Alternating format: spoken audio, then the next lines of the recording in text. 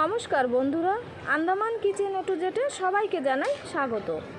আমি নতুন দিনে ফিরে আসলাম নতুন আরেক রান্নার সাথে। আমি আজকে রান্না করব সিম আলু দিয়ে মাছের ঝোল। আমি কি করে সিম আলু দিয়ে মাছের ঝোল রান্না করি সবাইকে শুরু থেকে শেষ পর্যন্ত দেখার অনুরোধ রইল। মাছে নুন আর হলুদ মেখে রেখে দেব। এই মাছটা হয়েছে ভাঙান মাছ। সিম ভালো করে পরিষ্কার করে কেটে নেব। সিমের উপরের পাশে আর নিচের পাশে আঁশ থাকে, এইভাবে চাকু দিয়ে আঁশগুলো তুলে নেব। সিম কাটার পরে আলুগুলোও কেটে নেব। সিমগুলো ভালো করে পরিষ্কার করবেন, সিমের ভিতরে পোকাও থাকতে পারে। সব কিছু কেটে নিয়ে ধুয়ে নেব, তারপরে মশলা বেটে নেব।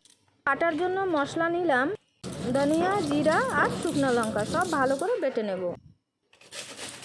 পেঁয়াজ আমি ঘষে নেব।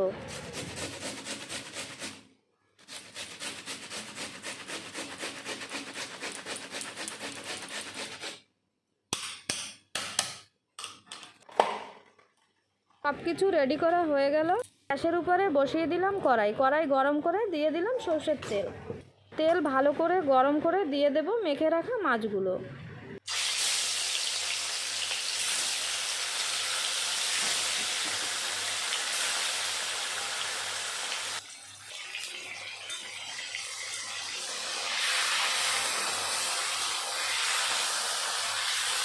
এপাশ ওই পাশ করে মাছ ভালো করে ভেজে নেব।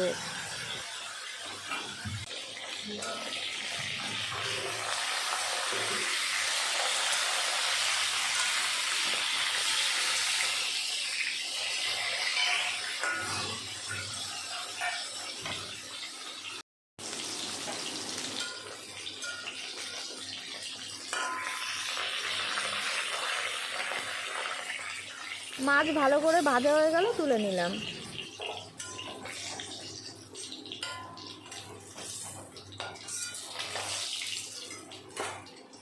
এই তেলের ভিতরে দিয়ে দেব কেটে রাখা আলু আর সিম, তারপরে ভেজে নেব। সিম দিয়ে মাছের ঝোল করব করে আমি সিমগুলো টুকরো করে কাটিনি, আর সিমগুলো বেশি লম্বাও ছিল না।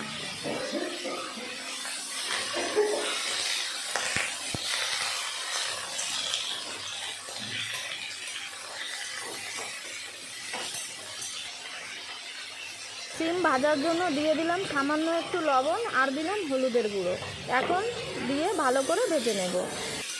সিম ভাজার সময় অল্প লবণ না দিলে সিম লবণ লবণ লাগবে, সিমের মিষ্টি ভাবটা থাকবে না, সেই জন্য আমি অল্প করে লবণ দিয়েছি।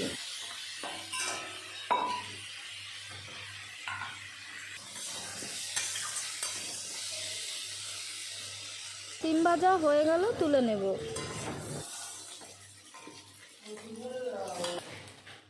তারপরে এই কড়াইয়ের ভিতরে দিয়ে দিলাম সরষের তেল।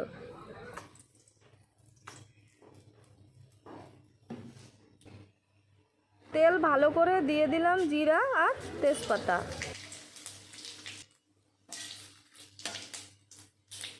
জিরা ভালো করে ফুটে ওঠার পরে দিয়ে দিলাম বেটে রাখা মশলাগুলো।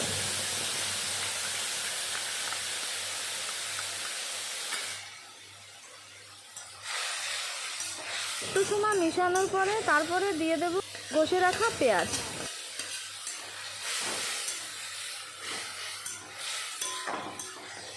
একটু সময় নাড়ার পরে দিয়ে দেব হলুদের গুঁড়ো,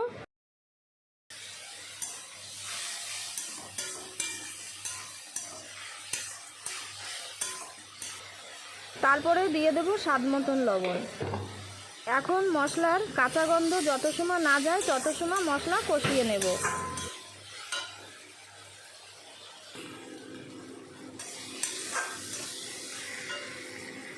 মশলা কষানো আমার হয়ে গেল, তারপরে দিয়ে দিলাম ভেজে রাখা আলুগুলো, তারপরে মশলার সাথে আলুটাও ভালো করে কষিয়ে নেব।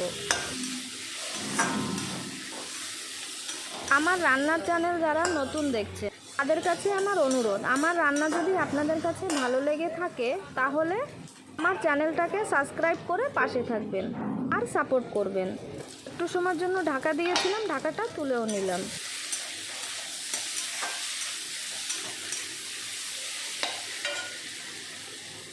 আলুর সাথে মশলা আমার কষানো হয়ে গেল, তারপরে দিয়ে দেবো গরম জল।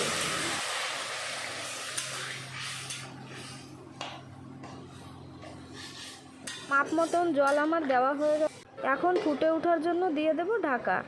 তরকারির ঝোল ভালো মতন ফুটে উঠেছে, ঢাকনাটা তুলে নিয়েছি।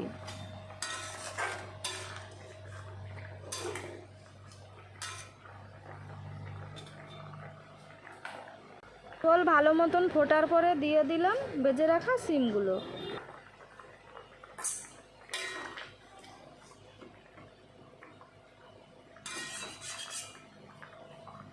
ঝোলের সাথে সিম একটু সময় ফোটানোর পরে তারপরে দিয়ে দিলাম ভেজে রাখা মাছগুলো।